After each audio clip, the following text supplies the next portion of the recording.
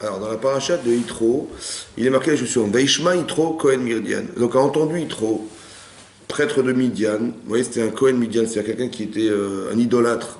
Il était le chef des idolâtres de Midian. Choten Moshe, à la fois le beau-père de Moshe, et Kol Asher Asa Elohim le Moshe. Tout ce qu'avait fait Hachem, à Kadosh Baruch Hu à Moshe, ou Israël à Mo, et à Israël son peuple, qui est aussi Hachem, parce que Hachem a fait sortir les Israël et Israël d'Égypte. Ok. Alors Rashi explique ici. Rachid dit là, ici, tout de suite sur place. Voilà. Vaishma Yitro. Oui. Donc, il a entendu Yitro. Demande le Midrash, Mashmoa Shamaouba. Qu'est-ce qu'il a pu entendre?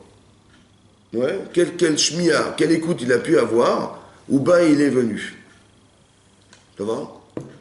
Quel est l'intérêt de la question du Midrash? Il dit, il a entendu. Bon, ben, il a entendu, je sais pas, peu importe. Ça vous intéresse de savoir ce qu'il a entendu, vous? Vous êtes curieux de savoir? Mais c'est quoi l'intérêt de la question? Ben moi, l'intérêt de la question, c'est qu'il a réagi à ce qu'il a entendu. Ouba, il est venu. Ça va? Maintenant, il y a des choses que vous entendez qui vous font réagir. Il y a des choses que vous entendez qui ne vous font pas réagir. Maintenant, la Torah nous dit ici qu'il a entendu quelque chose qui l'a fait réagir. Maintenant, qu'est-ce qu'on peut dire? Comment on peut expliquer des phénomènes pareils qu'il y a des choses que vous allez dire à des gens et qui vont les faire réagir? Il y a des choses qu'ils vont entendre et qui vont les traverser simplement, qui ne vont pas les faire réagir. Quel style d'information il faut passer aux gens pour qu'ils réagissent à ce que vous allez dire? D'accord? Mash, moi, shama ou ba. Qu'est-ce qu'il a pu entendre? Rami s'intéresse à savoir qu'est-ce qu'il a pu entendre qui l'a fait bouger. Bouger. Voilà, il est venu maintenant, il est venu se convertir au judaïsme. Ça veut dire qu'il y a quelque chose qu'il a fait. Il y a une shmiya, il y a une écoute qui est particulière, qui fait nous faire réagir dans la vie. D'accord? Qui est révolutionnaire. Mash, moi, shama ou ba. Qu'est-ce qu'il a pu entendre? Ouba, il est venu. Vous avez Rachid a rajouté un mot. Ouba, il est venu. Ça veut dire que quoi? Qu'une shmiya qui ne fait pas réagir les gens, c'est-à-dire une écoute qui ne fait pas réagir les gens, n'est pas une écoute en soi. Elle ne sert à rien. Elle est caduque. Voilà, il faut absolument que quand vous parlez, vous soyez à peu près certain que ce que vous allez dire fait réagir la personne en face de vous. Ça va? Mais qu'est-ce qu'il a pu entendre? Demande le Midrash, qui l'a fait bouger, qui l'a fait venir. Alors il est marqué, il a entendu, Rachid explique qu'il a entendu deux phénomènes. L'ouverture de la mer Rouge, oui, et la guerre contre Amalek. Il a entendu deux choses. Il a entendu que un jour, la mer s'est ouverte pour les d'Israël. Bon. Et il a entendu la guerre contre Amalek. Ces deux choses-là, elles ont... Il a fait Teshuvah. Voilà, comme ça, il a entendu deux choses, ça l'a fait faire Teshuvah. Bon. On va essayer de comprendre, d'abord, en quoi ces deux phénomènes-là, en particulier, l'ont fait faire Teshuvah. L'ouverture de la mer Rouge, c'est un phénomène extraordinaire. La guerre contre Amalek, c'est une guerre. Bon, une guerre. En quoi la guerre contre Amalek, elle crée la réaction chez Paro, chez Yitro, il va dire, elle va faire Teshuvah, Kadosh Baruch Hu existe. Qu'est-ce qu'il a pu entendre? Qu'est-ce qu'il a pu entendre dans ce qu'il a entendu qui l'a fait bouger? La guerre contre Amalek, oui, et l'ouverture de la mer Rouge. À votre avis, qu'est-ce qu'il a fait réfléchir et qui l'a fait bouger? En plus, combien de gens ont entendu la guerre contre Amalek? Combien de gens ont entendu? Combien ont entendu de gens le phénomène incroyable que la mer s'ouvre? Chamou, Amim, Yaviazoud. Ont entendu les peuples, ils tremblaient. Donc quand on a entendu l'ouverture de la mer Rouge, on a tous tremblé. Combien il y en a qui ont bougé? Wahad. Un seul homme a bougé. Comment c'est possible? Pourtant, les gens étaient stupéfaits par le phénomène. La mer qui s'ouvre, il s'ouvre le Israël, c'est incroyable. Ça les a fait, ils se sont convertis, les gens? Non. Combien se sont convertis? Echad. Il n'y en a qu'un. C'est lui. Ouais, Yitro. Comment c'est possible qu'un phénomène pareil ne fasse pas bouger les gens? Pourquoi c'est comme ça, à votre avis? Comment ça se fait qu'on voit des choses incroyables? Ouais, on peut entendre des choses fantastiques. Pourtant, ça nous traverse simplement et ça ne nous fait pas réagir. Mais les diplômes aussi, c'était fantastique. Voilà. Parce qu'ils auraient fait plus. Voilà. C'est une autre question. Pourquoi simplement le phénomène d'ouverture de la mer Rouge alors que ça fait déjà un an déjà que les plaies existent et ça l'a pas impressionné a priori. Ouais. Ce qui l'impressionne, c'est ça. Mais qu'est-ce qui l'impressionne à votre avis? C'est quoi quel sens ça peut avoir? À quoi ça vient répondre chez lui? C'est quoi l'ouverture? Grâce à quoi on a ouvert la mer? À la émouna de quelqu'un qui s'est... À la émouna Hachem. D'accord? Le premier qui rentre dans la mer. Okay. Mais dans la Torah, c'est marqué quoi? Dans la Torah, c'est marqué et ils ont prié Hachem fortement, ils ont crié vers Hachem. Donc la émouna Hachem du clan d'Israël a fait ouvrir la mer, a priori. C'est ça qui est déclencheur. La émouna Hachem. Ça va? Et quand on a fait la guerre, comment on a gagné la guerre contre Amalek? Grâce à quoi? À la émouna également. Pourquoi d'où vous savez? Parce que c'est marqué dans la Torah que quand Moshe Rabbeinu avait les mains levées au ciel, alors on gagnait la guerre. Et quand il baissait les bras, on perdait la guerre. Demande la Gemara dans Sota, est-ce que vous croyez qu'on gagnait parce qu'il levait les bras et on perdait parce qu'il baissait les bras? Ah bon? Hein, vous croyez ça? La Gemara dit non. Que quand les Israël levaient les yeux vers le ciel, il avait la Emouna Tachem. Alors le baromètre de la Emouna, du clan Israël, c'était les mains de Moshe qui se levaient. Et quand on baissait les bras, c'est qu'on n'avait pas d'Emouna. Alors on dit, ouais, c'est nous, ah, c'est toi, tu vas perdre la guerre. Donc le point commun entre les deux, c'est quoi? Le point commun entre la guerre contre Amalek et l'ouverture de la mer, c'est combien tu crois en Hachem. Ça va? La Emouna Tachem. Maintenant, je vois qu'on a demandé à Hachem de nous sauver. Et à 2 reprises, il nous a sauvé la vie. Ça va? Il nous a sauvé la vie en nous ouvrant la mer Rouge, et une autre fois, il nous a sauvé la vie en nous faisant gagner la guerre contre Amalek. Qu'est-ce que voulait Paro?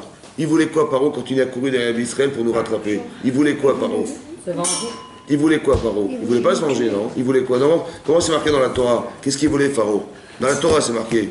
Oui, que c'était lui. Il voulait pas les laisser dans la Torah, qu'est-ce qui est marqué dans la Torah? Vous vous rappelez ou pas? Oui, il ne voulait pas les laisser sortir, il disait toujours, son cœur s'endurcissait. Pourquoi faire? Qu'est-ce qu'il voulait, Paro? Pourquoi il voulait? Il s'est endurci, qu'est-ce qu'il a fait? Comment c'est marqué dans la Torah? Vous vous rappelez ou pas? Hein? Non, dans la Torah, rappelez-vous. Lisez la paracha en français, ça va vous faire du bien. Bébête, hein? C'est dommage. Pourquoi c'est qu'est-ce qu'il a eu avec d'arriver? Voilà. Vayugal et Mer d'Israël. Je vous lis la paracha de Béchalach. Il est marqué Vayugal et Mer d'Israël qui Baracham. A été raconté à Paro que le peuple s'était sauvé. Vayefach levav Paro. Il s'est retourné le cœur de Pharaon, Vayaravada avec ses serviteurs et la âme vers le peuple, Vayomrou. Et ils ont dit Mazot asinu kishilachnu et Israël marvdenu. Qu'est-ce qu'on a été faire de les laisser partir pour alors qu'ils nous servaient? Donc ils sont dans le regret de quoi? Qu'ils sont partis, tous les ouvriers sont partis. Qu'est-ce qu'on a été fous de les laisser partir?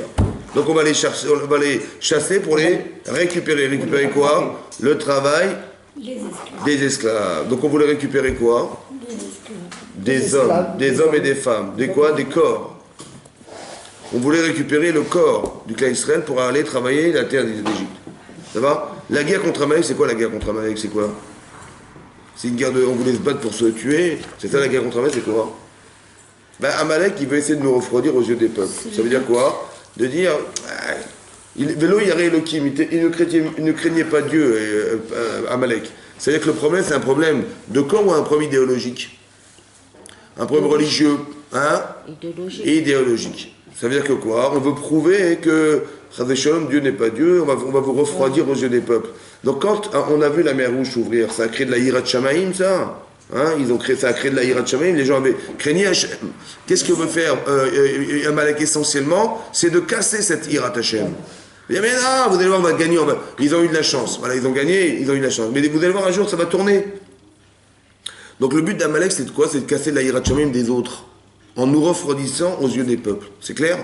Donc là, je vois que quoi? Que quand on fait appel à Hachem pour sauver notre corps, qu'est-ce qu'il fait Hachem? Il est là. Et quand on lui fait appel pour sauver notre idéologie de Torah, il est là. C'est quoi ça? C'est l'être humain. C'est votre neshama et votre gouffre. Le même Dieu, il me sauve mon corps, et le même Dieu, il me sauve ma neshama. Si on s'assimile, qu'est-ce qu'on devient? On est des gens parfaitement en forme, pas de problème. Seulement à l'intérieur, qu'est-ce qui reste? Rien. Donc on s'est assimilé, on a raté sa vie. Qu'est-ce que voulait le clan Israël? Il voulait qu'on ne perde pas notre vie spirituelle. Donc la guerre contre Amalek, c'est un combat spirituel. Mais je vois que quand je fais appel à Hachem pour me sauver, le même Dieu qui me sauve mon corps, c'est le même Dieu qui me sauve Naneshama. C'est ça Hachem. C'est là qu'il a vu que c'était Hachem. Vous avez compris ou pas? Parce que normalement, il y a un Dieu pour ça, il y a un Dieu pour ça, il y a un Dieu pour ça. Mais je vois que le même, il me sauve la vie, et le même, il me sauve Naneshama. Ça peut être Hachem. Ça va? C'est là qu'il a vu. C'est là qu'il est Vaishma. Il y a une chimie, il a entendu quelque chose de fondamental qui l'a fait réagir. Voilà. Mais pourquoi c'est le seul qui a réagi? Ça va? Plus tard dans la paracha, c'est marqué. Comment c'est marqué? Plus tard dans la paracha, c'est marqué que lorsque Yitro il est donc venu voir Moshe avec sa femme et ses enfants, ouais, Vaïsaper Moshe lechotno. Vaïsaper Moshe. Il a raconté Moshe à son beau-père, et kol asher asa Hashem les Pharaon Mitzrayim. Tout ce qu'Hachem avait fait à Paro et à l'Égypte. À l'Odot Israël, toutes les pérégrinations, tout ce qui s'est passé entre temps sur le chemin et tout ça, il a tout raconté à Paro et combien Hachem nous avait sauvés des mains de l'Égypte. Marqué Vayichad Yitro al kol atova asher asa Hachem d'Israël. Vayichad Yitro. Ça veut dire que soit il était joyeux pour nous, soit il a frissonné. Il a eu des frissons. Il a eu des Vayichad. Hein? Vayichad. Non. Vayichad, c'est soit Vayismach Rachidi, soit il a eu des frissons. Ça va? Pourquoi nous dire ça dans la Torah? C'est nécessaire de le savoir. D'abord, c'est personnel. Je sais pas, quelqu'un vous raconte une histoire, il dit, ah non, ça me fait faire des frissons. Ça va? C'est personnel, ça se raconte ça? Est-ce que ça se dit? Allô? Est-ce que ça se dit ça? Vayichad Israël. Vayichad, qu'il était sa mère, content, je comprends. Mais que Vayichad, il a eu des frissons. Qu'est-ce que ça veut dire? Ouais, et ensuite il a dit, Vayemer Yitro, Baruch Hashem asher etziel etrem. Béni soit Hashem qui vous a sauvé des mains de l'Égypte. Pourquoi c'était nécessaire qu'on nous parle d'une réaction corporelle? Pourquoi c'était nécessaire qu'on nous parle d'une réaction corporelle? Vous avez vu qu'il y a une évolution dans le texte. Au début, il est marqué, il a entendu.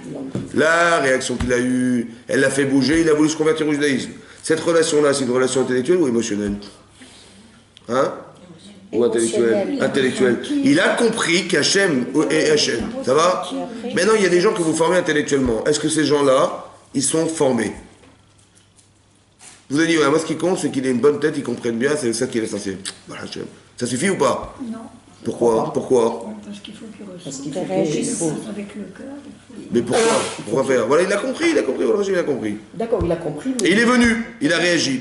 Pourquoi ça suffit pas? Parce qu'il lui faut encore cette Non, émouna. il faut Laquelle? C'est à l'action. La émouna, il faut la émouna.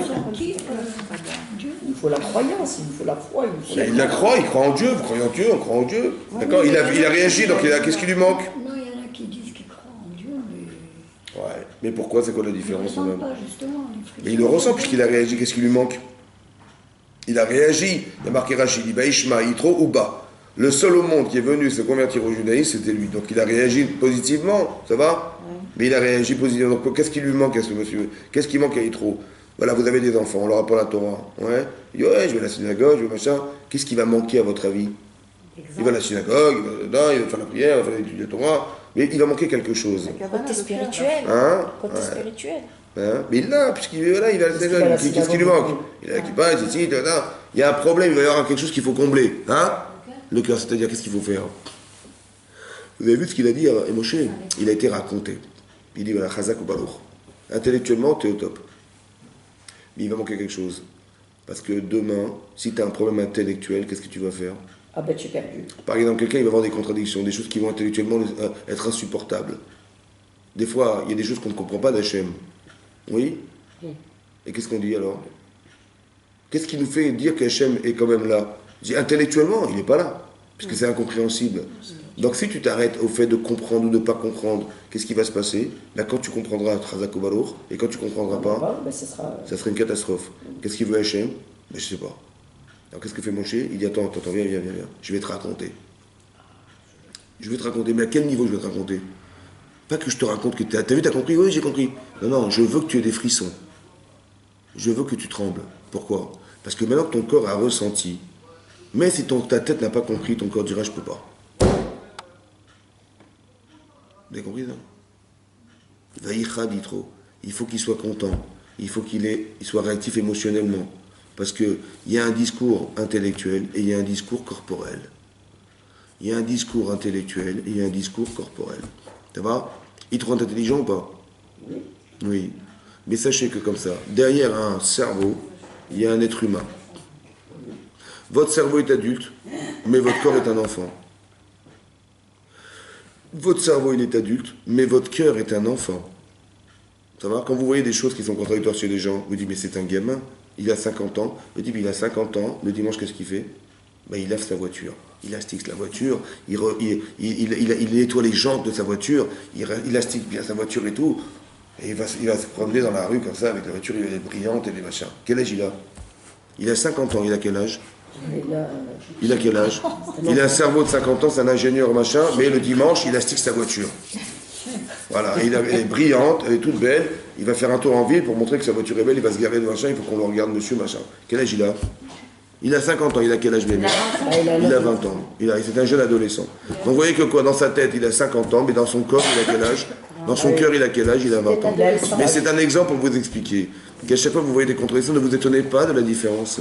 Parce que vous avez un cerveau d'adulte, mais vous avez un cœur d'enfant. Donc qu'est-ce qu'il faut faire? Il faut rendre le cœur adulte. Adulte. Ouais. Donc c'est-à-dire que le cœur adulte, là, il y a une connivence. C'est ça la simcha. L'inquiétude, c'est de voir que je me contredis.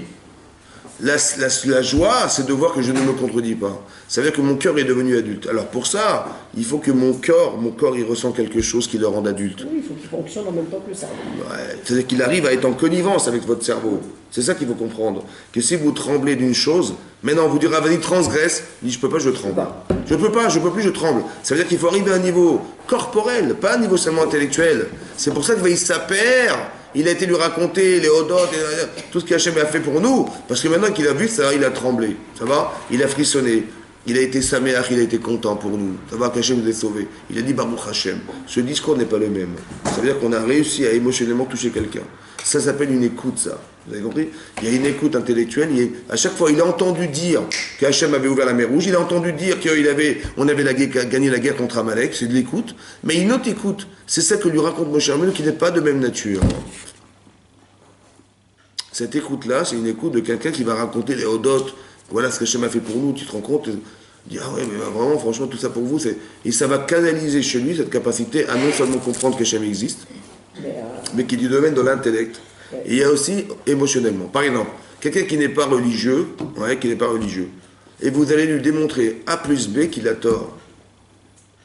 Et il va reconnaître intellectuellement qu'il a tort. Ça va suffire ou pas? Il va vous dire, tu as raison, mais je m'en fiche. Ça va? Tu as raison, laisse-moi tranquille. Je n'ai rien à faire de ta Torah, de ta religion. Ça veut dire qu'est-ce qu'on a perdu? On a gagné que quoi? Qu'est-ce qu'on a gagné? On a fait de la démonstration intellectuelle. D'accord? Maintenant qu'on a démontré qu'il a eu tort, maintenant qu'est-ce qu'il a? Il a honte. Il a honte d'avoir tort. Mais dis à moi que tu veux faire honte, tu vas voir ce que je vais faire, mais je m'en fiche de ta religion. C'est-à-dire que quel problème? C'est que son cerveau, il a compris. Mais est-ce que son corps, il a envie? Non. Donc ça veut dire qu'il ne faut pas avoir un discours seulement intellectuel. Ça ne suffira pas. Veille sa père, les chotno. Convaincant, mais de quelle nature? Que ça parle, que mon corps il va réagir, vous avez compris? Je ressens des émotions, c'est fort, ça me parle, c'est fort. Et donc ça veut dire que, indépendamment du fait que je suis dans la démonstration, oui, alors je suis aussi dans la capacité à exprimer quelque chose qui est de l'ordre de l'émotionnel, de l'imaginaire, de l'émotionnel. Vous avez compris? C'est très important de comprendre ce discours-là. Il y a les deux, il y a des formules. Vous avez compris? Il y a les deux formules. Il y a les deux formules. 56, 55. Voilà. Ok, Ça va? on va commencer à noter et puis... Mais non, avant que je m'énerve, voilà. On est filmé, mesdames. Avant que je m'énerve, je voulais vous expliquer une chose. Voilà. Parce que ça, c'est dans le code, ils s'en fichent les gens. Ça va? Non. Mais non, c'est ça que je voulais expliquer. Vous avez compris? Il y a un discours émotionnel, il y a un discours intellectuel. Les deux sont vrais. Il faut mélanger les deux, parce qu'on est les deux. Maintenant, ici, c'est marqué comme ça. Pourquoi Yitro, finalement, il a fait Teshuvah? Parce que marqué, plus tard, il a dit Vayemer Yitro, Baruch Hashem, Asher Etzil. Donc, béni soit Hashem qui vous a sauvé d'Égypte, Miad Misraim, Paro Asher Etzil et Ta'am, Mitarat El Misraim, il vous a sorti de la main de l'Égypte. Ata Yadati. Maintenant, je sais qui est Gadol Hashem, Mikol Elohim. Je sais qu'Hachem est le plus grand de Dieu, des dieux de tous les dieux. Je sais maintenant. Qui va d'abord contre ce qu'ils ont voulu faire contre vous. Zadou Alehem, ça veut dire qu'ils ont volontairement fait. Ils ont voulu noyer les enfants d'Israël. Ils sont morts noyés. Qu'est-ce qui l'a fait réfléchir et qui l'a convaincu? C'est un principe de mesure contre mesure, mesure pour mesure. Ils ont voulu vous noyer, ils ont été noyés dans la mer Rouge. Ça va? Ça, c'est un révélateur que c'était Hachem. Ils ont noyé les Israël, ils ont été noyés. Mida, Keneged, Mida, mesure pour mesure. C'est ça qui est marqué ici. Maintenant, ce qui se passe, il dit Atayadatima, je sais. Rachid explique. Je savais déjà. Je connaissais le judaïsme, je connaissais toutes les religions. Maintenant, je sais que la Torah, le judaïsme et le Hémet. Maintenant, je sais. C'est-à-dire, qu'est-ce qu'il a fait comme travail, Yitro? Il a fait un travail de sélection. Il a étudié toutes les théologies, tous les machins, toutes les avodazara, c'est un idolâtre, ça va? Donc il a étudié, il essaie de trouver le Hémet. Et maintenant qu'il a trouvé, alors là, il est convaincu. C'est qu'est-ce qu'on apprend d'ici? Qu'est-ce que vous apprenez de là? Maintenant qu'il a fait une recherche, maintenant je sais que Hachem est Dieu. Mais si je n'avais pas fait de recherche, je n'aurais pas découvert le judaïsme. C'est-à-dire, qu'est-ce qu'on apprend d'ici? Que le seul qui réagit, c'est celui qui cherche. Mais ce qui est intéressant, c'est comme ça, écoutez bien. quand vous cherchez quelque chose, vous cherchez à savoir, Hachem, il attend ça de vous ou pas? Oui. Oui. D'où vous savez? Ben de là. Parce que maintenant, qu'il cherche à savoir, alors Hachem, il va lui envoyer des flashs. Des flashs. Si vous êtes en recherche, alors Hachem, il va vous envoyer des réponses. Si vous avez des questions, Hachem, il va vous envoyer des réponses. Mais si vous n'avez pas de questions, à quoi ça sert qu'Hachem, il vous envoie des réponses? Exactement. Ça sert à rien. Donc ça veut dire que de là, on apprend une chose. C'est que, premièrement, celui qui va réagir, c'est celui qui est en recherche. Il a fait par élimination. Jusqu'à ce qu'il a vu, effectivement, que Hachem, c'est lui qui est Hachem, qui est le créateur du monde. Comment il a su? Par deux phénomènes incroyables. Mais ça l'a fait réagir parce qu'il est en recherche d'Hachem.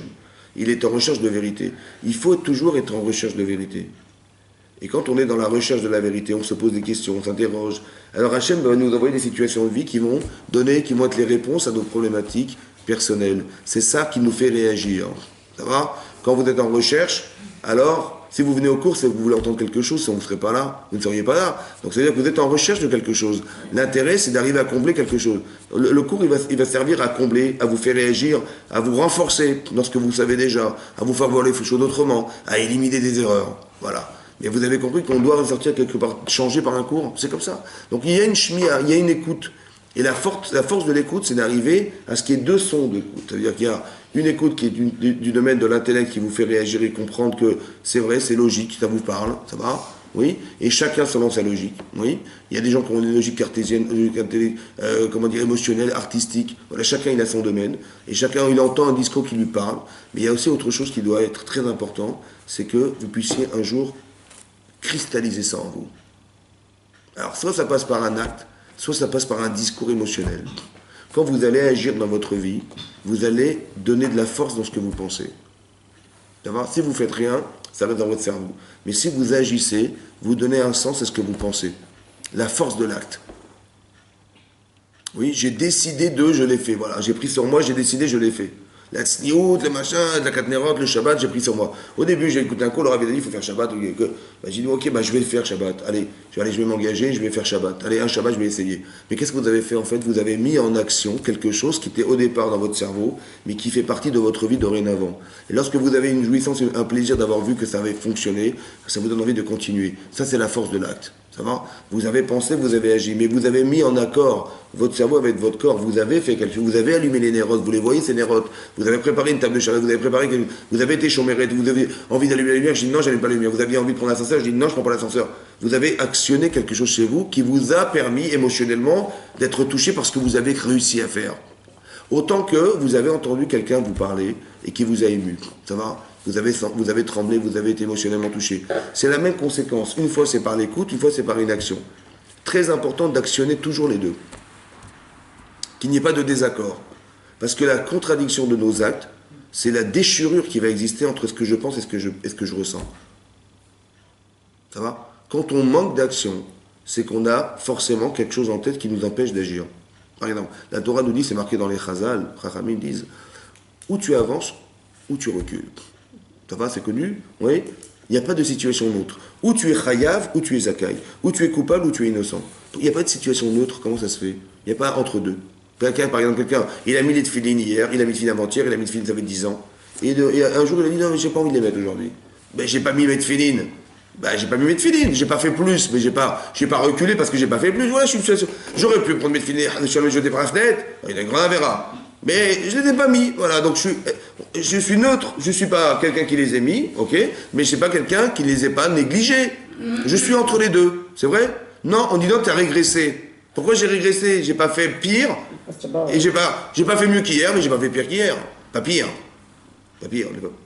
Qu'hier, ça va? Comment ça se fait? Pourquoi cette situation, elle n'est pas neutre, elle est descendante? On dit non, tu as régressé. Pourquoi il a régressé? Il n'a pas fait, ça va, il n'a pas fait. Il n'a pas régressé. Il est entre deux, voilà, je suis entre deux. Pourquoi? Parce que la veille, il avait quelque chose de plus plein. Très bien. Il avait Très bien. On va dire, il a fait sa amida.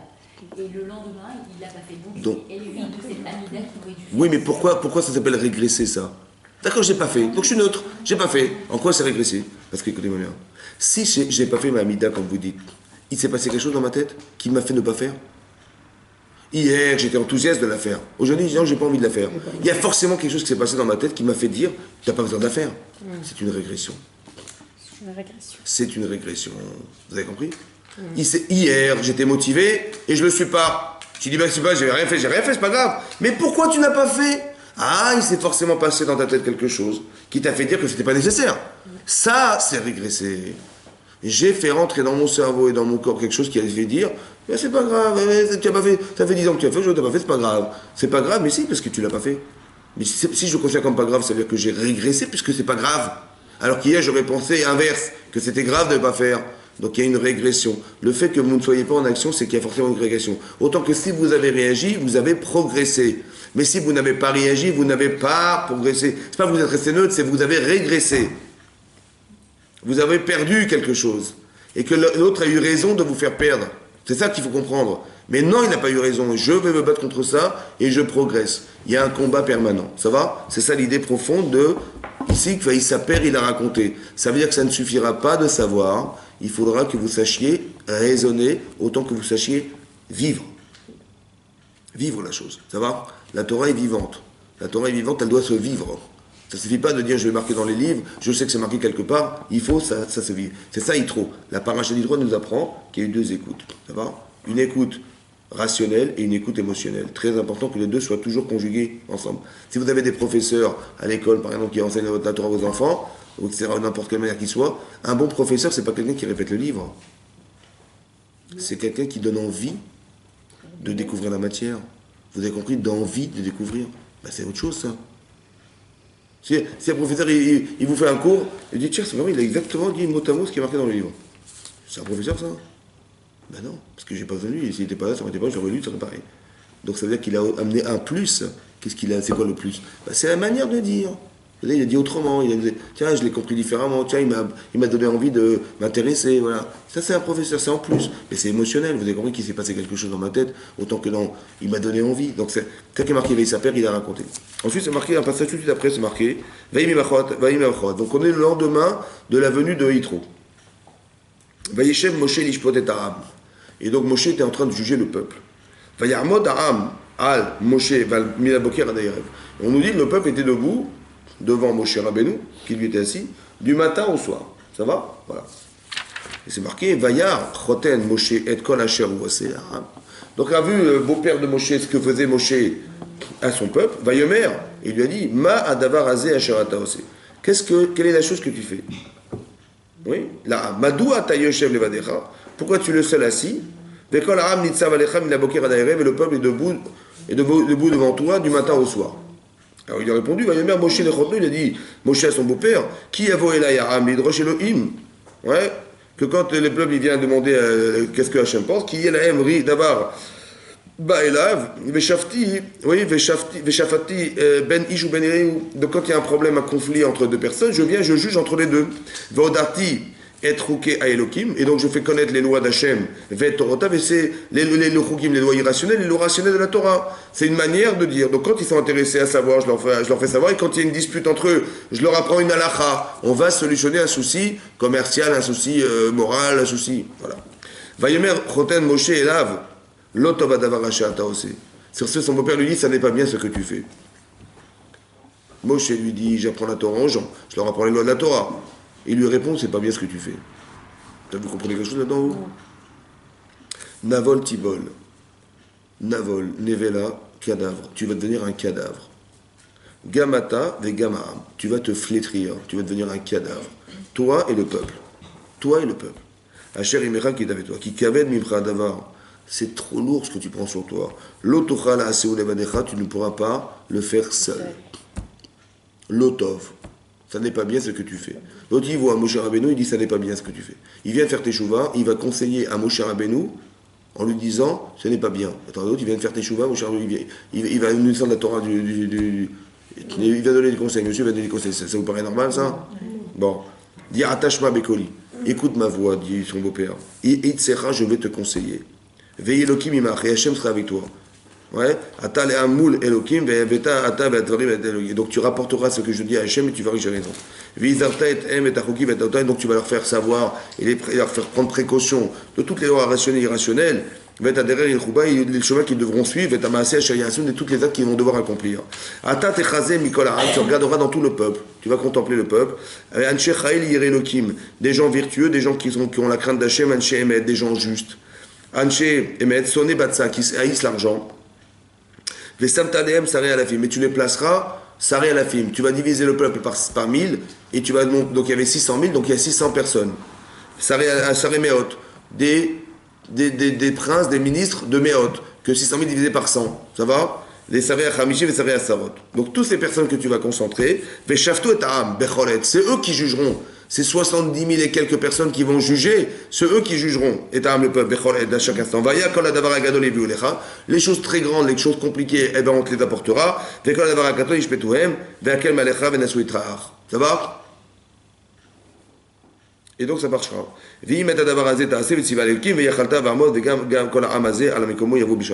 Donc non seulement on va gagner que tu seras en pleine forme, et en plus les gens viendront avec plaisir te consulter ou consulter. Vaishma, et il a entendu Moshe l'école Chotno, la voix de son beau-père, Vayash Kolachera, il a fait tout ce qu'il a dit. Ça va? Voilà le texte de la Torah. Maintenant, moi je voudrais juste comprendre un truc, une chose. C'est marqué Yitro, il a vu que Moshe Rabbeinu était assis seul et tout le peuple était devant du matin au soir. Imaginez-vous, voilà, vous avez Moshe Rabbeinu, voilà, on a la chance d'avoir Moshe Rabbeinu, il est sur son trône assis et il attend les gens qui... Maintenant, du matin au soir, il y a des files d'attente. Maintenant, vous êtes là-bas, vous, ça fait 8 heures.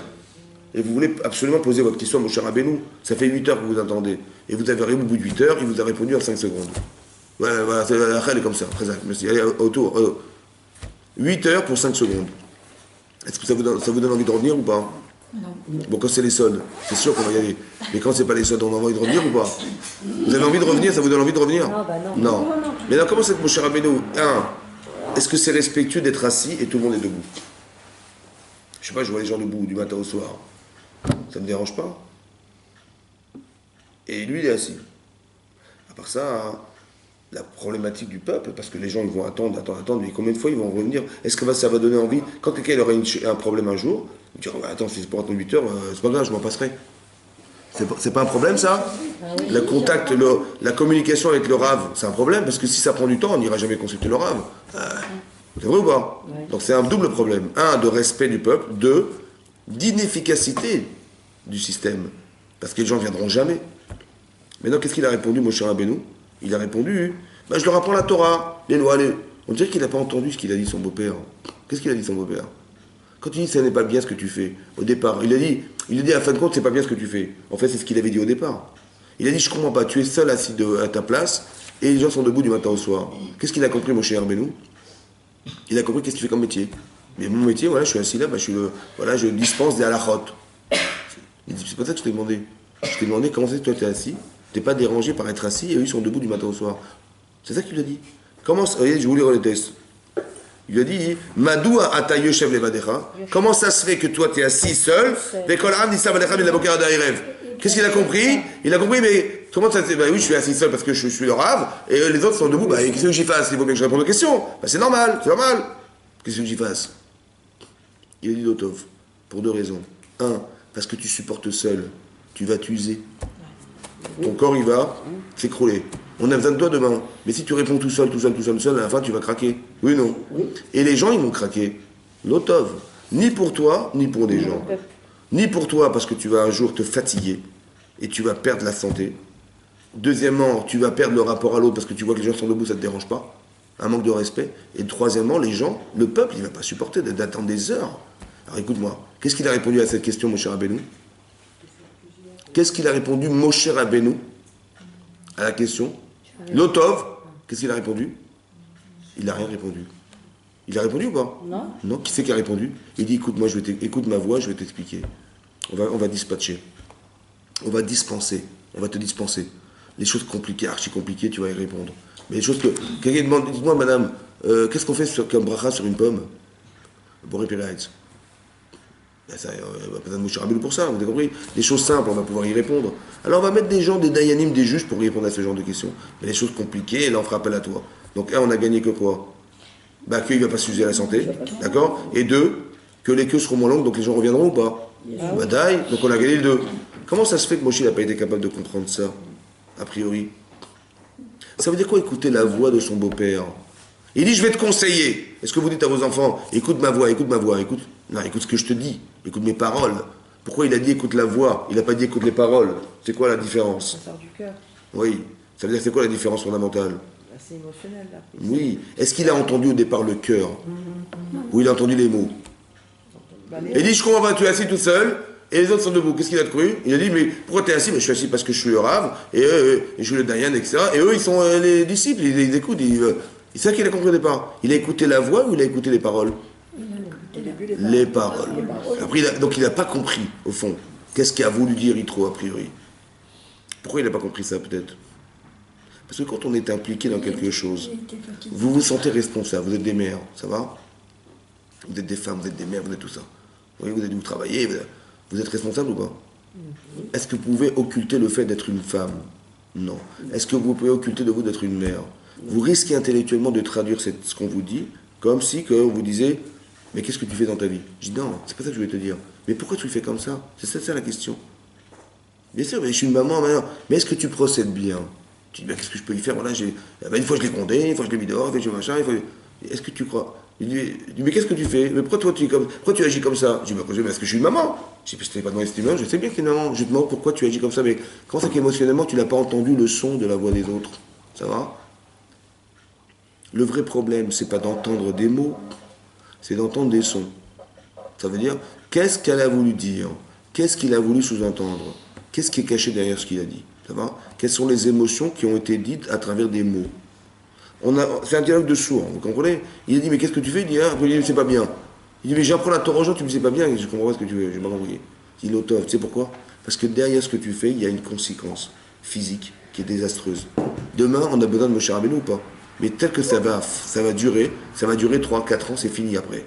Mais il y en a besoin de toi. Donc, et l'intelligence émotionnelle de savoir comment tu peux faire pour que pour toi, ça soit possible et que pour les autres, ça soit possible. C'est quoi la solution? C'est que tu dispenses. Tu dis, voilà, toi, tu vas faire ça à ma place. Ça, c'est dur pour quelqu'un qui est responsable. Il a l'impression qu'il est capable, il doit tout faire lui-même. Vous avez compris? Quand quelqu'un est enthousiaste, Hachem lui a dit que tu vas apprendre la Torah aux gens. Le vrai problème, le vrai problème, c'est de croire qu'on va devoir le faire seul. Hachem m'a demandé à moi. C'est ma mission personnelle. Et en vérité, c'est aussi un Yetzirah, ça. C'est un Yetzirah, l'otov. Quand il dit l'otov, ça veut dire que c'est pas bien. C'est-à-dire que même ça, c'est Yetzirah. Vous comprenez ou pas? C'est le mauvais penchant qui me fait croire que je vais devoir être seul, je vais que je me débrouille tout seul. Non. Mais non. Parce que tu vas t'user la santé. C'est trop lourd ce que tu portes. Il faut te faire aider, ça va? Je dis comment on fait? Je sais pas comment on fait, je sais pas moi. Regarde, les choses compliquées, tu vois bien qu'il y a des gens qui te posent des questions. Est-ce que ça se fait que les gens attendent des heures? Mais ils vont jamais revenir. Tu vas dégoûter les gens de la Torah comme ça. C'est pas bien, l'otov. Il faut que tu le fasses de façon à ce que ça soit agréable autant pour toi que pour les autres. Comment? Voilà, fais en sorte qu'il y ait 10 bureaux, voilà, il y a des dayanim, etc., qu'un type qui habite à 2000 mètres de là, et il puisse aller en bas de chez lui trouver un dayan, il n'a pas besoin de faire prendre le bus et venir avec toi. Organise autour de toi pour que les gens, ce soit agréable, parce qu'ils vont venir, ça va durer 5 minutes, il y a 5 minutes d'attente, ils ont leur réponse, ils peuvent partir, revenir, ça leur donnera envie de retourner. Mais ne fais pas que demain, le lit de Sarara, il vienne dire, tu ne vas pas attendre 10 heures pour avoir une réponse de 5 secondes. La proximité, la capacité physique à pouvoir l'organiser tout de suite. Très important, parce qu'il Sarara, demain, il va venir et dire, attends, déjà que c'est dur, déjà que je vais parler de mes problèmes, j'ai pas envie, en plus il faut attendre des heures, ça m'intéresse pas, je vais pas y aller. Évidemment, c'est un frein énorme. Vaishma, l'école Chotno. Il a entendu la voix de son beau-père. Ça va? Une fois, on a fait un cours, on l'avait expliqué, oui, que quand, la même chose, on a trouvé dans la Torah, oui, que quand Sarah a dit à Abraham, Garesh et Ta'ama Azot, sépare-toi de cette femme qui était Agar, cette servante, ouais, qui était sa femme, qui était la meilleure élève de Sarah, et de son fils Israël. Ishmaël, pardon. Et Abraham, il s'est mis en colère contre sa femme. Ça va? Et Hachem a répondu, il dit, Shma, l'école Sarah, écoute la voix de Sarah. Écoute la voix, mais n'écoute pas quoi? Écoute sa voix, mais n'écoute pas quoi? Les paroles. C'est-à-dire que tel que tu l'entends, comment tu le traduis, toi? Elle t'a dit, sépare-toi de cette femme. Pardon, mais tu es autant ma femme qu'elle est ma femme. Sépare-toi de cette femme. Mais il est autant mon fils que Israël est mon fils. Je ne comprends pas ce que tu veux. Je n'ai pas compris. Je me mets en colère parce que je ne comprends pas ce qu'elle dit. En fait, j'ai l'impression qu'elle a un problème, ma femme. Ça va? Hachem, il dit, n'écoute pas ce qu'elle t'a dit, écoute ce qu'elle a, le col, la voix. Écoute ce qu'elle a sous-entendu. Maintenant, il y a un double problème, je vous explique. Souvent, les femmes, elles ont l'impression que leur mari a évidemment compris comme elles ont compris. Donc, elles font des résumés, elles font des raccourcis. Tu vous avez compris? Je dis, bon, il n'a pas réagi, mais bon, il a compris, mais il n'a pas réagi. Je dis, bah alors, sépare-toi d'elle. Qu'est-ce que t'attends? Sépare-toi d'elle. Je dis, sépare-toi d'elle. Mais lui, il est à des kilomètres de cette problématique. Ça va? Mais elle dit, mais tu comprends pas qu'il y a un problème, là, tu vois pas que Israël c'est un idolâtre, vous êtes un machin, mais il va influencer notre enfant. Ah ben, je l'ai pas remarqué. Vous avez compris, le problème, c'est qu'on n'a pas su mettre suffisamment de mots pour que les émotions exprimées, elles puissent s'entendre par l'autre. Parce qu'on est certain qu'il a compris, qu'il a vu, bien sûr, c'est comme ça, qu'il n'est pas idiot, mon mari, il n'est pas. Alors que c'est pas vrai. Vous avez des émotions qui ne sont pas ressenties par les autres. Donc, quand vous comprenez ça, qu'est-ce qu'il faut faire? Il faut mettre les mots qui vont exprimer l'émotion. Mais quand vous avez fait des raccourcis en disant « sépare-toi d'elle, sépare-toi de ton enfant », bien sûr que ça va être mal accepté. Pourquoi? Parce que si la personne est prête à l'entendre, eh ben, elle va le faire, bien entendu. Mais si elle n'est pas prête à l'entendre, elle ne va pas le faire. Donc qu'est-ce qu'il faut faire? Premier renseignement, c'est qu'une femme, elle doit être beaucoup plus explicite dans ses sentiments, plus dire de choses. Deuxièmement, savoir que son mari n'a pas forcément compris comme elle. Troisièmement, que son mari, il ne doit pas s'arrêter à ce qu'elle a dit. Et dire, voilà, vous voyez, on apprend une leçon d'ici. C'est quand j'ai pas compris, je dis, écoute, j'ai pas compris. Je dis, mais comment t'as osé dire ça comme si j'avais compris et que madame, elle était jalouse, je sais pas ce qu'elle avait. T'as compris? Non. Il dit, j'ai pas compris. Écoute, j'ai pas compris ce que tu as dit. Donc, la leçon que j'en tire, c'est ça. Et c'est quoi écouter la voix? C'est écouter ce que cachent les mots. Qu'est-ce qui est caché derrière la parole des personnes? Il y a des sentiments, il y a quelque chose. Quand c'est trop concis, c'est pas assez explicite, je n'ai pas compris. Je n'ai pas entendu. Voilà. Vous avez compris? Donc il faut mettre des mots pour qu'il y ait des émotions. Il s'appelle les Choto, il lui a raconté tout ce qui s'était passé. Il a mis un contenu émotionnel dans des mots. Vous avez compris? Il a dit des mots, bien entendu, mais il a mis un côté émotionnel qui traduit le contenu. Vous avez compris? Soit vous écoutez les mots des gens, soit vous écoutez les émotions qui sont cachées derrière les mots. Maintenant, une femme, elle a une capacité émotionnelle beaucoup plus forte qu'un homme. Donc ça veut dire qu'elle ressent des choses que son mari... Vous le savez ou pas? Alors pourquoi ça ne s'exprime pas, ça? Quand fait que c'était évidemment comme ça? Mais pas du tout. Pas du tout, c'est pas comme ça. Donc il faut savoir dire, il faut d'abord savoir que la personne n'a pas forcément ressenti comme vous. Et il faut mettre les mots qui vont avec l'émotion pour que la personne ressente comme vous l'avez dit. Ça va? Comme vous l'avez vous-même ressenti. Pour qu'il n'y ait pas d'amalgame. Je vous explique une chose. Les gens ne se comprennent pas. Ne se comprennent pas. Exemple que je vous donne. Voilà, Sarah dit à son mari, écoute, chasse à guerre, pardon, ça va. Bon, qu'est-ce qu'elle a voulu dire en réalité? Elle a dit, écoute, tu vas tomber sous l'influence de cette femme, c'est dangereux pour toi. Notre enfant va tomber sous l'influence de cet enfant, c'est dangereux pour lui. Est-ce qu'il a compris ça, lui? Non. Mais non, quand lui, il a réagi en criant, qu'est-ce qu'elle a compris, elle? Qui ne voulait pas. Qui ne voulait pas. Que quoi, qui eux? Qui ne voulait pas. Mais qu'est-ce qu'elle a, à votre avis? Je vais vous dire, regardez, il dit, mais quoi? Mais tu plaisantes? Attends, il a rien compris ou quoi? Mais comment il crie? Mais c'est pour le bien de l'enfant et son bien personnel, comment c'est qu'il a crié? Elle a compris sa réaction? Ben non. Donc c'est quoi le problème? Ce qu'il y avait des intentions dans ce qu'elle a dit. Il y avait des intentions dans ce qu'il a dit. Mais comme on est un masculin, l'autre féminin, et qu'on n'avait pas les mêmes intentions, en fait, on ne se comprend pas. Et nous, on croit qu'on est sûr d'avoir compris l'autre et on se met en colère. Si je me mets en colère, c'est que j'ai compris la personne. Mais je n'ai rien compris à ce qu'elle a dit, en vérité. Donc j'ai au moins honnêtement, intellectuellement, pensé que je dis, j'ai pas compris ce que tu m'as dit. Donc c'est-à-dire que maintenant, dorénavant, je sais que je peux ne pas comprendre les personnes. Mais je ne comprends pas quoi les mots, j'ai compris ce qu'elle a dit, je peux vous le réécrire. Non, je n'ai pas compris ce qu'elle a voulu dire. Ça n'a rien à voir.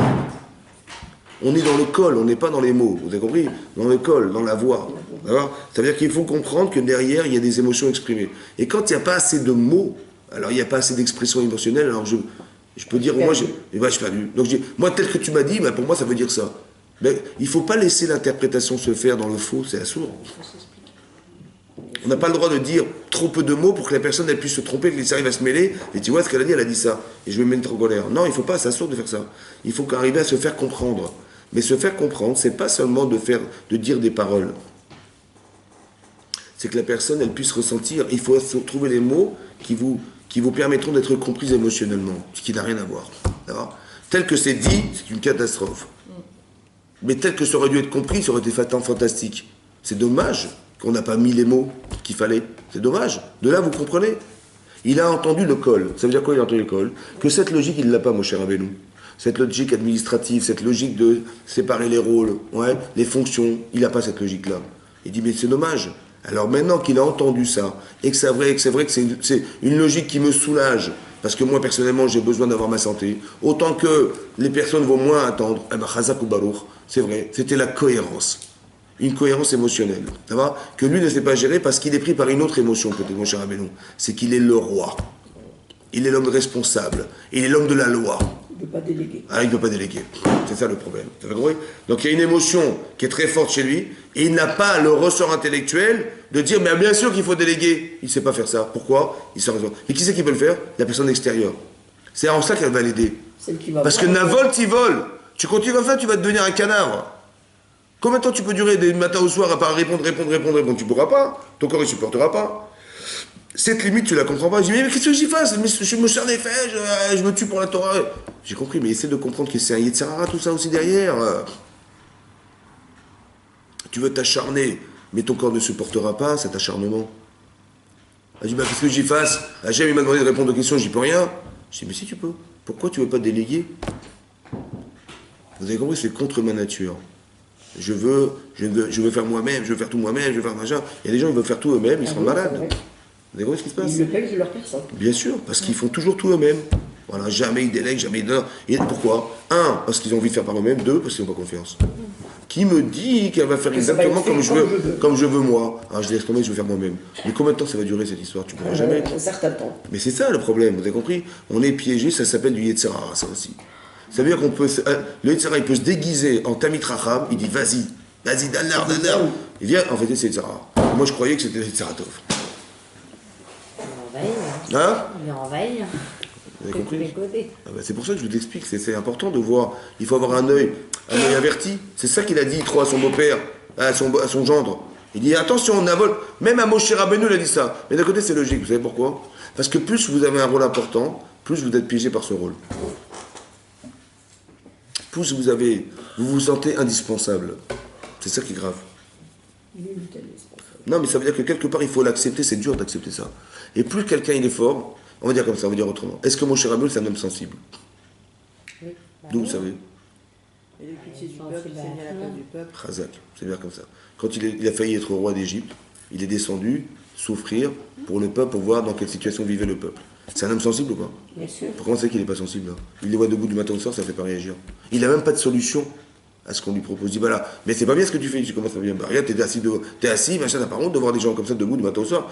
Il va vous dire bah qu'est-ce que vous voulez que j'y fasse? Parce qu'il pense qu'on lui a assigné cette fonction. Et ben c'est ça le problème, vous comprenez ou pas? Ça veut dire que d'un côté on a des émotions. C'est vrai, on est un homme d'émotion, un homme de transfert et tout ça, mais cette émotion, elle est balayée par une autre émotion, celle d'être responsable, celle d'être père de famille, celle d'être de mère de famille, etc. Je vous disais ça pour vous expliquer que vous êtes, peut-être des fois on est piégé par une fonction qu'on a dans la vie. Et qu'on est tellement responsable, on se sent tellement devoir, on sait pas, qu'on ne se rend même pas compte de ce qu'on crée autour de ça, on peut créer de la souffrance par devoir. Les gens vont vous attendre des heures, les gens vont vous faire. Vous avez l'impression qu'on vous manque de respect, etc. Vous avez compris que si, eux ils sont debout, mais c'est normal. Ils sont normal. Le Rav il est à sa place et les autres ils attendent debout, c'est normal. Mais c'est pas normal. Alors c'est pas normal, qu'est-ce que je lui fasse? J'y peux rien. Je dis non, tu vois, il t'a manqué une émotion. Ou il t'a manqué de baisser un peu de ton rôle, oui, ou il t'a manqué une autre émotion qui est plus forte que ton rôle. Les deux sont vrais. Il a entendu le col, ce qui est très dur, hein. Parce que, entre guillemets, son beau-père, il y a une image très forte, ton beau-père est un idolâtre, le prêtre, me dit, mais Shalom, on a l'impression que tu as le pape en face de toi et tu as Moshe Rabbeinu, c'est effrayant comme image. Il est capable d'entendre quelqu'un d'autre que lui, c'est une ouverture incroyable. Pas enfermé dans les images qu'il peut avoir de lui, les a priori, de quel droit tu me permets de donner des conseils, mais c'est moi qui donne la Torah, c'est pas toi. Cet effacement de soi qui permet d'avoir une écoute incroyable. C'est ça qui est fantastique. Pas de préjugés sur la personne, pas d'a priori sur la personne. S'il a raison, je l'entends, je l'écoute. C'est très difficile d'avoir cette shmia-là. Vous avez compris? Cette écoute-là. Oui, de faire abstraction de soi pour les autres. Mais quand est-ce que c'est possible, mesdames? Quand est-ce que c'est possible de faire abstraction de soi pour écouter les autres? Comment on fait ça? Quand on est bien. Hein? Quand on est bien. Oui, c'est... Quand on n'est pas orgueilleux, On est bien. c'est ça. Oui, c'est vrai ce que vous dites. Mais même si quelqu'un est orgueilleux, comment il peut le faire quand même? Moi, je pense comme ça. Si vous cherchez le Hémet, ce qui compte pour vous, c'est la vérité. C'est pas ma vérité, c'est la vérité. Maintenant, si j'entends, je suis en recherche de vérité, ben, si moi j'avais pensé comme ça, je pensais que c'était juste ce que je faisais. Je m'étais assis, ben, j'y peux rien, c'est vrai que c'est dur pour moi, c'est vrai que c'est très très dur, mais c'est la vie, c'est comme ça, et ben ils resteront debout, c'est normal aussi, j'y peux rien. Je dis, mais si on fait entendre une autre vérité, et qui remet tout en cause, et je suis capable d'être en recherche de vérité, et ben si ça me remet en cause, ça ne me dérange pas. Parce que c'est pas moi l'intérêt, c'est la vérité qui compte. Ça va? C'est pas moi, c'est pas ce que je pense qui compte. Je ne suis pas vexé parce que je suis depuis le départ en recherche de vérité. Pas que je vais moi trouver la vérité, et quand on remet en cause, on remet en cause ma problématique à moi, ma vie à moi. C'est moi qui détiens les choses, et tu me remets en cause, ça me dérange, ça me vexe. Comme des gens, vous leur parlez, vous lui dites un reproche, ouais, vous leur faites un reproche, il dit mais c'est pas comme ça. Il dit attends, tu me parles encore comme ça, je te parle plus. Hein. Je dis mais on ne t'a pas remis en cause. On remet tes idées en cause. C'est pas toi qui remet en cause, c'est tes idées. Pourquoi tu l'as pris pour toi? Tu m'as vexé, t'as vu comment tu m'as parlé, machin, tu m'as dit que je m'étais trompé, machin, machin. Mais la vérité ne t'appartient pas. Pour que tu penses que c'est toi qui remets en cause. Mais non, il y a ta tête et il y a la vérité. Ça n'a rien à voir. Il y a ton vécu et la vérité. Ah, parce que je te remets en cause, madame ou monsieur, sur ce qu'elle pense, ça la remet en cause elle, mais pas du tout. Mais ça n'a rien à voir, vous comprenez que ça n'a rien à voir. Il faut bien distinguer les deux. Donc quand le seul qui fait teshuva, c'est Yitro. Pourquoi? Parce que c'est le seul qui cherche le Hémet. Maintenant, quand il voit des choses qui sont révélateurs de ce qu'il a recherché toute sa vie, c'est fantastique, ça l'a révolutionné, bien sûr qu'il va venir, bien sûr. Mais c'est parce qu'il est en recherche de vérité. Donc il est fait d'entendre qu'est-ce qui se passe autour de lui qui va révéler cette vérité-là. Hachem il dit, un jour je vais te la faire entendre, Razak. Mais ça ne le remet pas en cause, ça remet ses idéaux. Mais pas lui, il n'est pas vexé d'entendre que, oui, ou il n'est pas haineux que tous les gens n'aient pas vu ce qu'il a vu. Tu te rends compte, je suis le seul à avoir fait tes choix, c'est effrayant, tout le monde a entendu, personne n'a réagi, c'est honteux. Mais c'est tous des crapules, des images. Non, c'est absurde de dire ça aussi. Parce que chacun est dans sa logique émotionnelle, chacun est dans sa logique de recherche. Mais nous, ce qu'on recherche, c'est la vérité. Donc, ce qui compte, c'est la vérité. Mais non, si je me suis trompé, pas de problème. J'accepte la vérité. Donc, je suis à l'écoute. C'est très important de construire ce rapport à la vie. Très, très important. Parce que ça sauve des couples, ça sauve plein de trucs, ça sauve énormément de choses. Donc, vous avez compris, on n'est pas dans la vexation, on est dans l'écoute de la personne. On n'est pas dans la remise en question de soi, mais dans la remise en question des idées. Ça n'a rien à voir. Vous comprenez? On est dans la remise en question des idées. On ne change pas les corps des gens, on change ce qui est dans la tête des gens. Quand une personne agit mal, c'est qu'elle pense mal. C'est pas qu'elle est mal, elle pense mal. Elle n'est pas mal, personne n'est mal. C'est qu'elle pense mal. Oui, ou elle ne sait pas utiliser ce qu'elle a de bien, elle l'utilise en mal. C'est ça qui est. Donc ici, il faut faire, il faut changer le programme. On ne change pas la personne, on change les programmes. Ça va? On essaie d'expliquer, tu vois, je ne te remets pas en cause, hein. Je remets simplement la façon de penser. Pareil ici, quand sa femme lui dit, mais quitte cette femme et quitte cet enfant, bien sûr que tel que c'est dit, ça paraît impossible. Ça va? Je dis, mais non, t'as pas compris, je voulais te dire simplement, écoute, fais attention à ça, fais attention à ça. Et on est arrivé à un seuil où et c'est plus supportable. Donc, si elle avait dit à son mari, écoute, regarde, j'ai remarqué qu'Ishmael, il est idolâtre, il commence à tuer des gens, et tout ça, qu'est-ce que t'en penses? Est-ce qu'on reste avec, on reste pas avec? Je dis, attends, laisse-moi réfléchir, je vais voir. Puis il va dire, ouais, t'as raison. Il va dire, alors que tu crois qu'on s'en sépare de lui? Elle va dire, bah oui, bien sûr. Ça aurait été dit comme ça, il y aurait eu un conflit? Non. Simplement, il faut exposer ce qu'on ressent. C'est très important d'exposer, de mettre un cadre. Pas de croire que l'autre, il a déjà compris le cadre, et qu'on va lui dire, voilà, il faut te séparer, il n'a rien compris. Vous avez compris? C'est ça le problème, c'est qu'on ne met pas, on n'a pas la patience de déverser ses sentiments pour exprimer ce qu'on a ressenti. Il a entendu la voix, et Hachem aussi. Quand on était sur le mont Sinaï, qu'est-ce qu'on a vu? Vayerou et à Kolot. Rachid dit, Hachem a parlé. Qu'est-ce qu'on a vu dans le ciel? On l'a vu des sons. On a vu ce qu'on ne peut pas voir. C'est ça qui est marqué. Vayerou et à Kolot. Ça veut dire quoi, voir des sons? Il a Aseret à 10 brottes. Ça veut dire quoi, les Aseret à 10 brottes? Les 10 paroles. Donc on aurait dû voir des paroles. Qu'est-ce qu'on a vu? On n'a pas vu des paroles. On a vu des voix. On a vu des voix. Si on avait vu des paroles, on aurait eu peur. Là, on a entendu combien de commandements? 10. 2. On a entendu 2. On a eu tellement peur qu'après Hachem, il était obligé de passer par Moshe Rabbeinu qui nous les a dites. Parce que c'était effroyable, on n'a pas pu. Mais qu'est-ce qui nous a fait peur? C'est le col. On n'a pas peur des mots, en fait. On a peur du son. Quand je suis touché émotionnellement, c'est parce que le son que j'entends, il m'effraie. Donc c'est-à-dire qu'il y a des mots et il y a des sons. Ça va? Qu'est-ce qu'on a entendu en vérité? Vous savez ce qu'on a entendu ou pas? On a entendu tout ce que je cache la parole d'Hachem. Les émotions qu'il a ressenties. Par exemple, je donne un exemple. C'est quoi le premier commandement de la Torah? Le premier commandement des 10 commandements, c'est quoi? Anochi, Hachem, Elokecha, Asher, Otsetira, Miad Israël. Je traduis en français. Je suis ton Dieu qui t'ai fait sortir d'Égypte. Vous avez entendu les mots ou pas? Je suis ton Dieu qui t'ai fait sortir d'Égypte. Ça va? Mais là, je vous pose une question. Il a dit je suis ton Dieu. Ben, moi, j'aurais pensé je suis ton serviteur. Moi, j'aurais dû dire le premier commandement, c'est moi, je suis ton serviteur. Oui? C'est qui est le maître ici? C'est moi ou c'est lui? C'est qui? Premier commandement, attends, j'aurais dit, premier commandement, que toi, tu dois te sentir comme le serviteur d'Hachem. Oui ou non? C'est pas ça qui a marqué. Il y a marqué que lui, il est ton Dieu. Ça vous touche ou pas? Mais il a dit Elokecha. Vous savez quoi, Elokecha? Ton Dieu. Le tien, il vient, madame, chez vous, madame. Bonjour, madame, je me présente, je suis Hachem. Je suis ton Dieu. Ça vous touche ou pas? Énormément. Vous savez ce que c'est Hachem ou pas? Est-ce que vous avez une idée de ce que peut représenter Hachem? Énormissime. C'est le maître du monde. C'est vrai qu'il vient vous voir, il dit, vous fait ce respect, il vous se cavode. Bonjour madame, je me représente, je suis votre Dieu. Déjà, ça vous touche ou pas? Oui. Énorme. Ça, c'est le col. C'est ça le col. Vous avez compris ou pas? Il y a les mots. Il dit, oui, je suis ton Dieu, ok, j'ai compris, j'ai compris. Est-ce que tu as vraiment compris? Tu as vraiment senti? Tu as senti ce qu'il a dit? Hachem, il n'a pas dit, tu es mon serviteur, il dit, c'est moi, ton Dieu. Et je suis le tien, il n'a pas dit, je suis le vôtre. Que nous, on est perdus dans la masse, on fait partie des gens qui sont, comment dire, que Hachem, il est le Dieu, il est notre Dieu. Non, il a dit, il a personnalisé, il a privatisé ce rapport. Mais vous imaginez ce que ça veut dire? Enfin, il vous arrive un truc dans la vie, ça va? Tous les jours ou pas? Tous les jours. C'est qu'Hachem, il a pensé à vous. Ça vous touche pas, ça? Bien sûr. Il y a des milliards de personnes sur Terre. Il a dit, tiens, madame, un tel, tiens, vas-y, fais-lui ça. Allez, on va. Hachem, il a pensé à nous de façon personnelle. Mais c'est la vérité, ce que je vous dis. Exactement. Mais c'est la vérité, ça vous touche ou pas? Oui, on a l'impression que c'est pas possible. Mais c'est possible. Il a pensé à moi, on est des... Anochi, je vous répète, Anochi, Hachem Elokecha. Hachem a dit, je suis ton Dieu qui t'ai fait sortir de... Ça veut dire qu'il vous a téléphoné personnellement. Il n'a pas dit, je suis votre Dieu.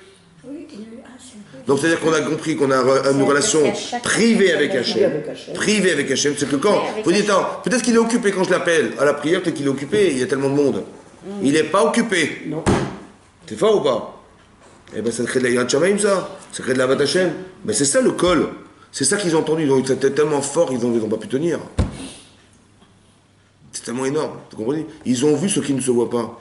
Ils ont vu le col, le son d'Hachem. C'est ça qu'il faut arriver. C'est ça la Torah, vous comprenez? Quand on fait la Shira, est-ce que vous voyez ce que vous chantez? Non. Vous voyez ce que vous chantez? Non. Mais c'est l'expression de ce que vous ressentez, c'est un chant. Mais la chanson, c'est le col en fait. Oui, c'est quelque chose qui est l'expression d'une émotion et d'une convergence entre votre cerveau et votre corps.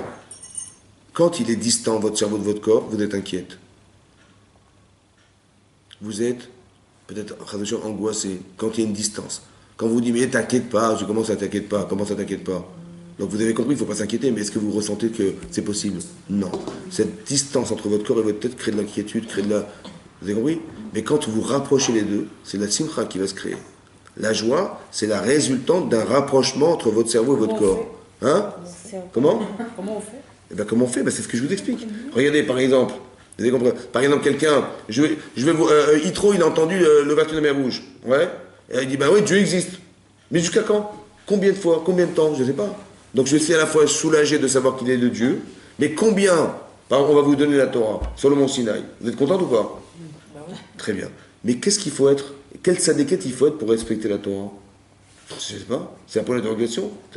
Combien la Torah exige de moi? Je ne sais pas. Mais combien ça exige? Combien je vais devoir faire? C'est votre corps qui ressent ça. Votre cerveau, il est content, mais votre corps, il a des inquiétudes. Donc est-ce qu'on va réussir à faire que je sois heureuse et joyeuse? Ben, quand mon corps, il aura finalement ressenti ce que ma tête avait pensé. Il n'y a pas d'écart entre votre corps et votre tête. Il n'y a pas d'écart, il n'y a pas de distance. Il n'y a pas quelque chose qui va créer le doute. Donc quand vous êtes en osmose, par exemple, vous étiez sous la choupa, ça va? Vous étiez contente ou pas? Non, très cher. Maintenant, comment va être l'avenir? Comment va se passer la vie en couple? Comment mon mari va est-ce qu'il va me respecter, il va me respecter? Combien on aura d'enfants? Est-ce que je serai une vraie maman, une vraie mère? Vous savez pas. Je sais que vous n'y pensez pas. Mais quelque part, vous êtes contente, mais sans savoir ce qui va se passer.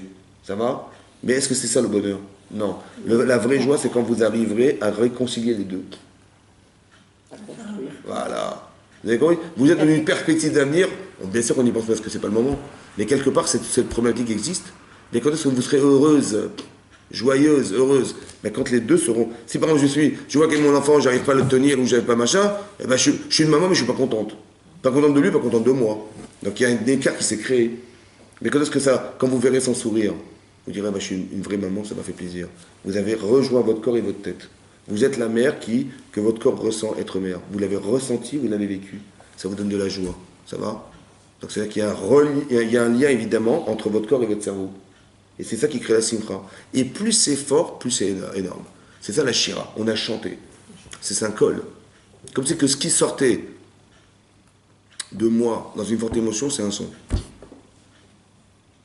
Que quand on a créé le lien avec Hachem, on a vu des colottes. On a vu des sons. On n'a pas vu des paroles. Vous avez compris? Quand je suis en osmose avec la personne, par exemple, il y a des couples qui sont tellement fusionnels, un regard, un machin, où ils pensent à la même chose dans la même seconde. Comment c'est possible? Il dit, ah, tiens, elle chantait une chanson dans sa tête, l'autre il a entendu la chanson, il a chanté, tu penses à la même chanson que toi. Comment c'est possible? Parce que, indépendamment du fait qu'il y a des liens entre vous et vous-même, il y a des liens entre vous et la personne en face de vous. Ça va? C'est des liens de neshama en fait. C'est-à-dire qu'on est dans une osmose profonde. Il y a une très grande complicité. Il n'y a pas d'écart. C'est ça que je vous explique. Ça va? Voilà. Et ça, c'est important de comprendre. Chazak ou Baruch. Baruch.